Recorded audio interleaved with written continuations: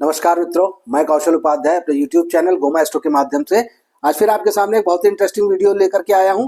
आने वाला है साल 2025। 2025 में मकर राशि वालों के लिए क्या नया है। मकर राशि के सभी जातक इस विचार से रूबरू हो रहे होंगे या फिर यह विचार उनके मन में आ रहा होगा कि नया साल जो आने वाला है वह उनके लिए क्या लेकर के आने वाला है। तो आज हम लोग बात करेंगे मकर राशि फल 2025 की मकर राशि वालों को 2025 में क्या मिलने वाला है या उनके साथ क्या ऐसा होने वाला है या उनको क्या ऐसा करना चाहिए जिससे 2025 उनके लिए अच्छा हो जाए। चलिए बात करते हैं चंद्रगोचर 2024 की। देखिए यहाँ पर चंद्रगोचर 2024 मैंने लिख रखा है। तो वर्तमान समय में जो आज का दिन है उसमें ग्रह गोचरीय अवस्थाएं यह है।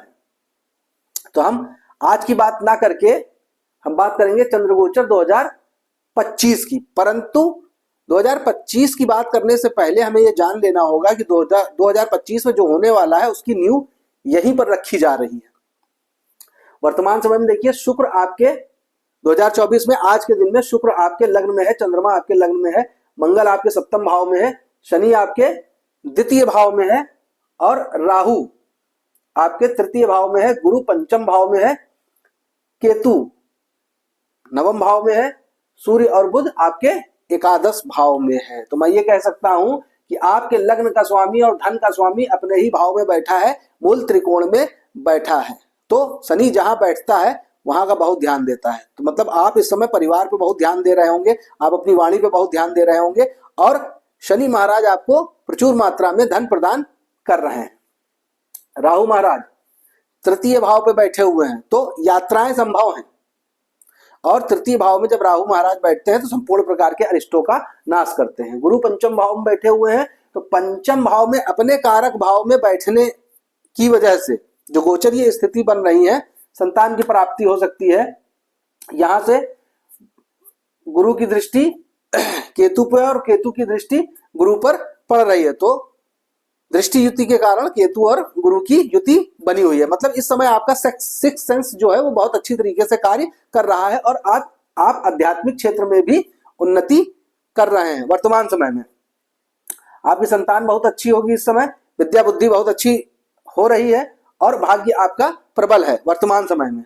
ठीक है, केतु यहीं से बैठ करके देखिए आपके लग्न को देख रहे हैं। लग्न को देखने का मतलब हो गया केतु को धर्म की ध्वजा कहा गया है। तो वर्तमान समय में आपका मन और मस्तिष्क धर्म के कार्यों की तरफ आगे बढ़ रहा है। धर्म के कार्य दो प्रकार के होते हैं, एक धार्मिक और एक वो धर्म का कार्य कि आप किसी का कार्य कर रहे हैं तो बहुत ही ईमानदारी से कर रहे हैं, मेहनत से कर रहे हैं और अगर आप किसी से कार्य करवा रहे हैं तो उसका उचित मानदेय उसको प्रदान कर रहे हैं, दूसरों को अहित नहीं पहुंचा रहे हैं, दूसरों का मान सम्मान कर रहे हैं, दूसरों की इज्जत कर रहे हैं। ये सारे कार्य हमारे धर्म के कहे जाते हैं। तो यह आपका चंद्रगोचर 2024 चल रहा है।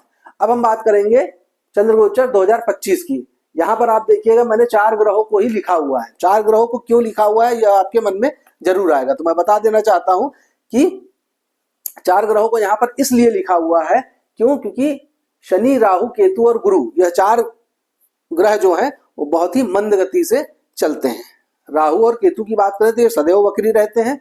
शनि और गुरु की बात करें तो कभी ये मार्गी हो जाते हैं और कभी वक्री हो जाते हैं। शनि महाराज जो है एक राशि को जो कि 30 डिग्री की होती है, 30 डिग्री चलने में 2.5 वर्ष का समय लेते हैं। तो जो जितना ज्यादा समय लेगा हमें भी उतना ही ज्यादा उसका फल जो है वो पता चलेगा, चाहे वह नकारात्मक स्थिति में हो चाहे वह सकारात्मक स्थिति में हो। राहु और केतु की बात करें तो यह 18 महीने में एक राशि को पार करते हैं। तो मैंने यहाँ पर इसीलिए 4 राशियां ही लिखी हैं। अगर मैं उन 5 राशियों की बात करूं जिनको मैंने नहीं लिखा है तो उसमें सूर्य है, चंद्रमा है, मंगल है, बुध है और शुक्र है।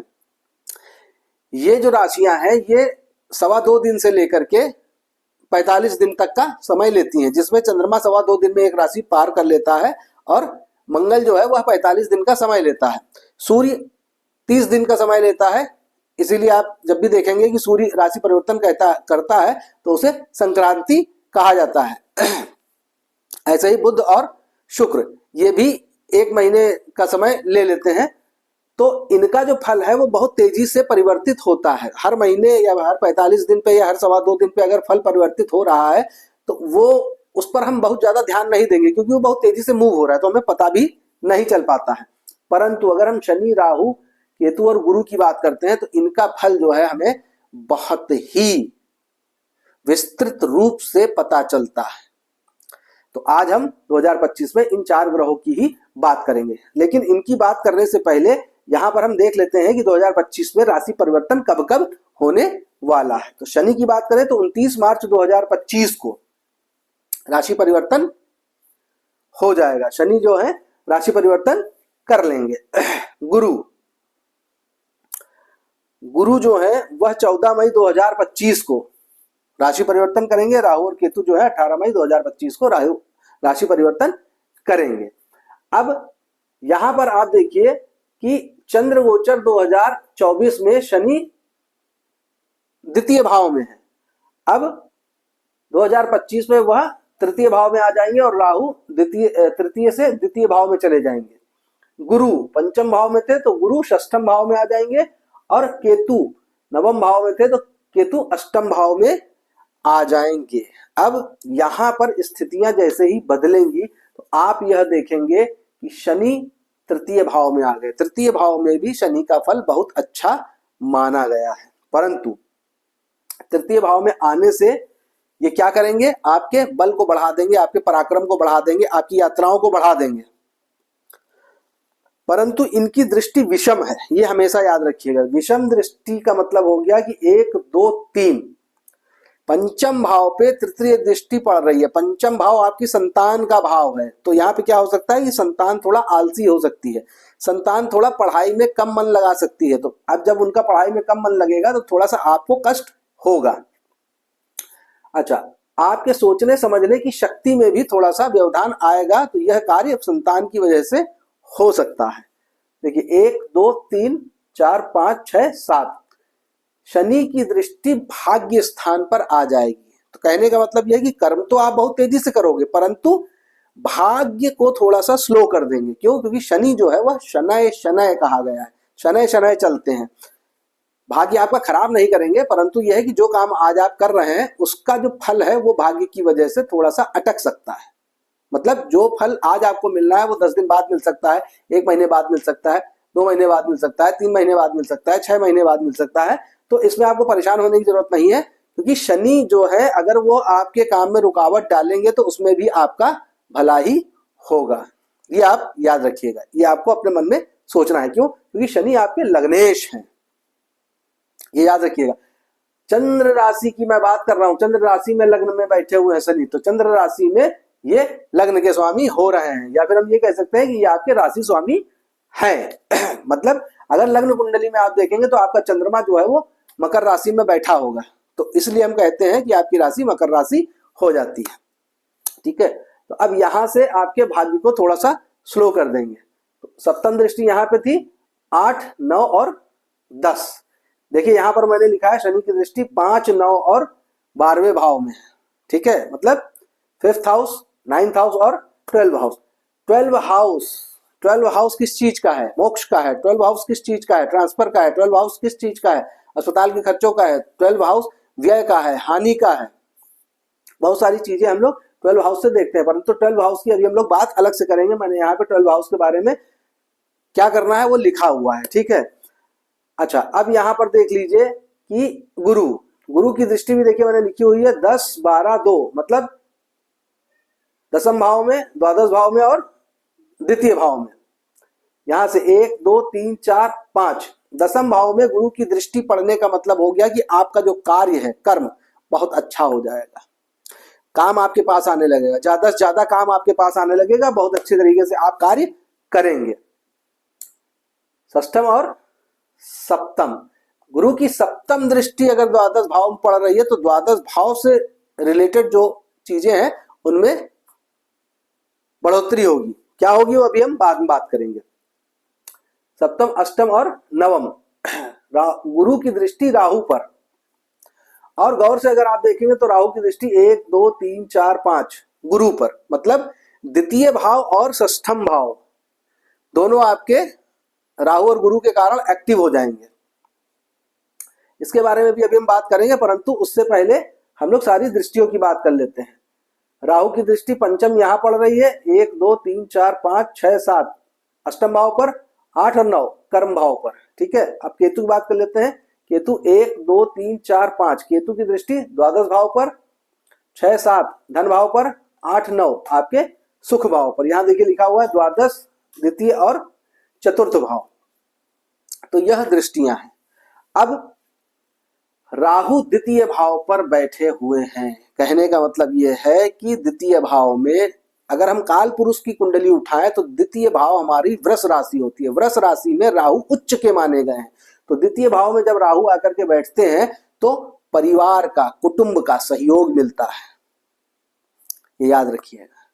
परिवार का, कुटुंब का सहयोग मिलता है। राहु की वजह से वाणी में थोड़ी सी कर्कशता आ सकती है, लेकिन इसका आपको ध्यान रखना पड़ेगा। ठीक है, धन मिलेगा। धन कैसे मिलेगा ये समझ लीजिए।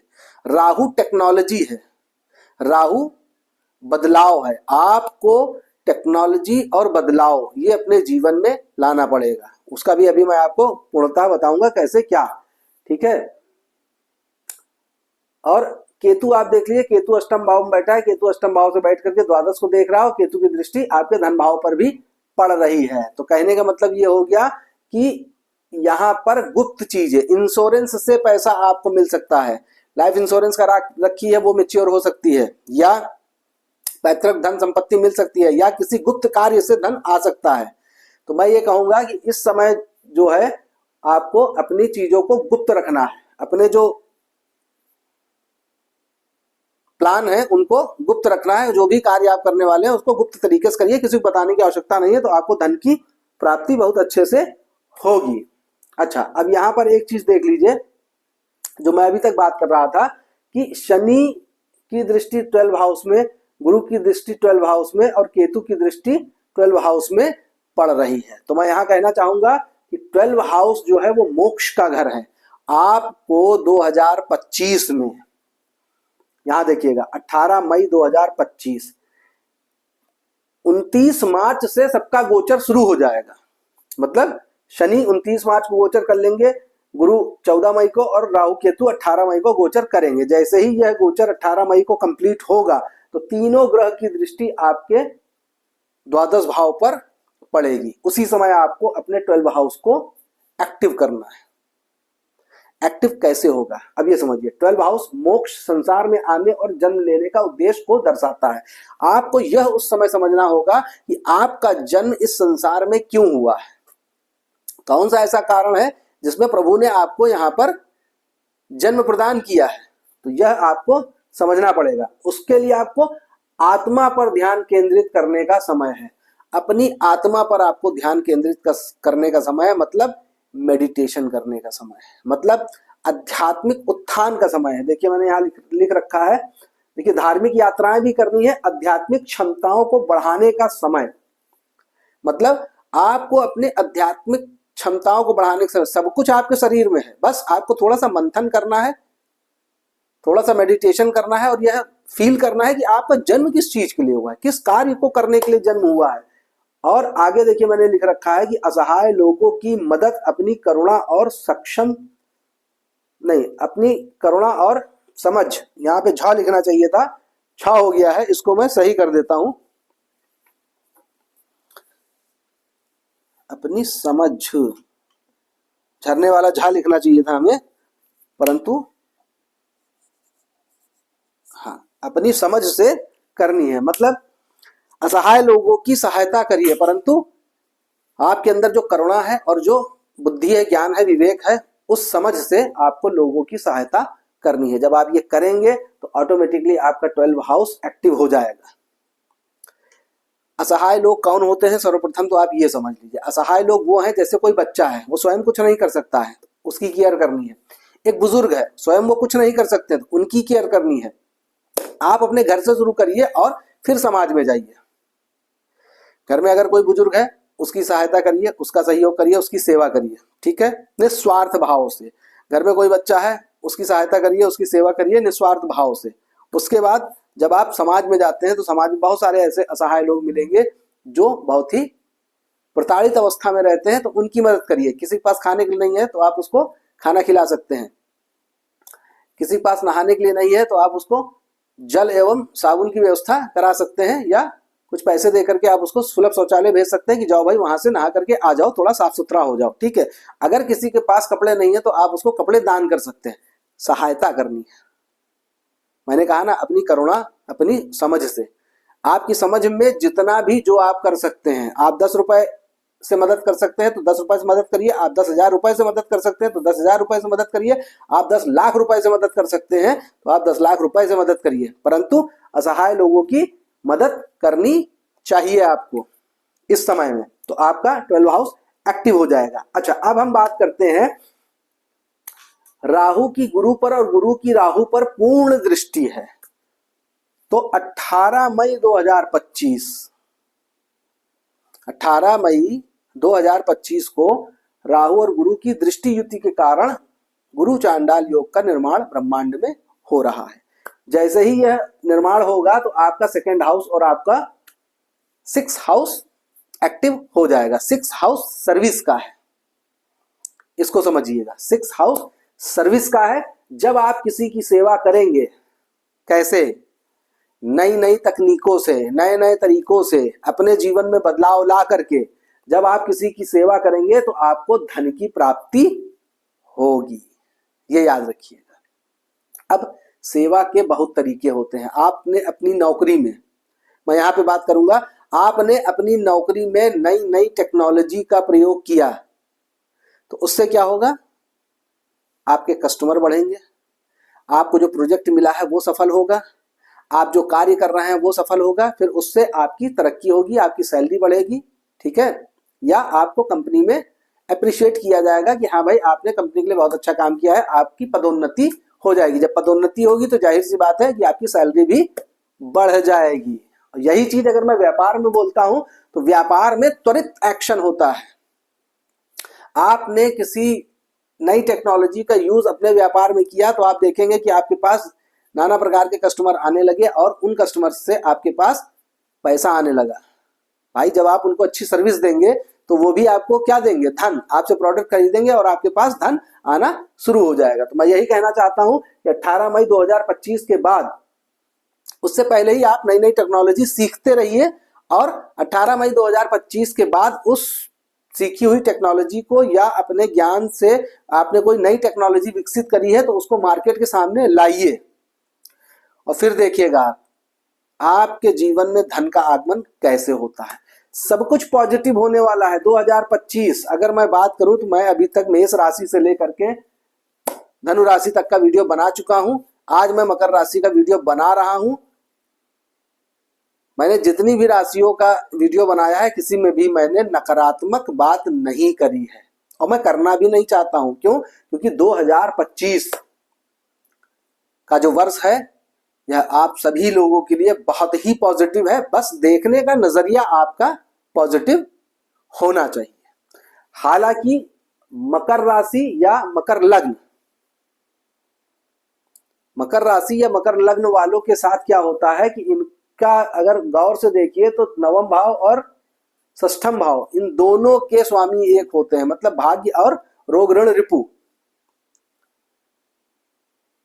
इन दोनों के स्वामी एक होते थे। इनको कहीं ना कहीं नकारात्मक सोचना पड़ता है, परंतु मैं फिर भी ये कहूंगा नकारात्मक पहले सोच लीजिए, सकारात्मक बाद में सोचिए और आप देखेंगे कि आप बहुत तेजी से आगे बढ़ रहे हैं। 2025 आपका बहुत अच्छा होने वाला है। मेरी समझ से मैंने सारी चीजें आपको बता दी है। आपको 12 हाउस को एक्टिवेट करना है। यात्राएं जरूर करिएगा। और कौन सी? धार्मिक। देखिए यहां मैंने लिखा है धार्मिक यात्राएं, यात्राएं जरूर करिएगा। उन यात्राओं से आपके आध्यात्मिक ज्ञान में बहुत वृद्धि होगी और आपको स्वयं को समझने में बहुत ही ज्यादा मदद मिलेगी और ईश्वर का आशीर्वाद आपके ऊपर सदैव बना रहेगा। चलिए, मकर राशि फल 2025 आज के लिए इतना ही काफी है। और जो जातक मेरी यह वीडियो देख रहे हैं, मेरा उनसे विनम्र निवेदन है कि जो नए श्रोतागण हैं वह मेरे चैनल को सब्सक्राइब करें, बेल आइकॉन दबाएं, ऑल पर क्लिक करें और मेरे वीडियो को लाइक शेयर जरूर करें ताकि अन्य लोगों तक भी मेरी वीडियो पहुंच सके जिनको इसकी आवश्यकता है। और जब आप बेल आइकॉन दबाएंगे, ऑल पे क्लिक करेंगे, तो मैं जो भी वीडियो अपलोड करूंगा वह जल्दी से जल्दी आपके पास पहुंच जाएगी। आप सभी लोग अपना सहयोग इसी तरीके से बनाए रखिए और मैं अब आपसे आज्ञा चाहूंगा। नमस्कार, जय श्री राम।